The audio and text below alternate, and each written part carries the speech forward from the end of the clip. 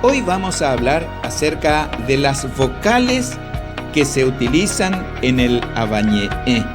Recuerden, el idioma se llama Abañé y la cultura es guaraní. En este idioma tenemos 33 letras. Letras se dice tai. Y dentro de estas 33 letras tenemos 12 vocales. Pa, coi, cua, e. Entre estas 12 vocales están divididas en 6 vocales orales. Poteí, cua, e, yuruguá. Y 6 vocales nasales. Poteí, cua, e, tigua.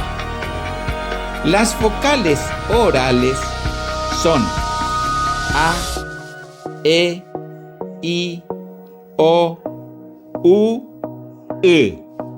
Y las vocales nasales son a, e, i, o, u, e. Noten la diferencia. A, e, i, o, u, e. Recuerda suscribirte a este canal, darle me gusta al video y compartir con tus amigos. Muchas gracias.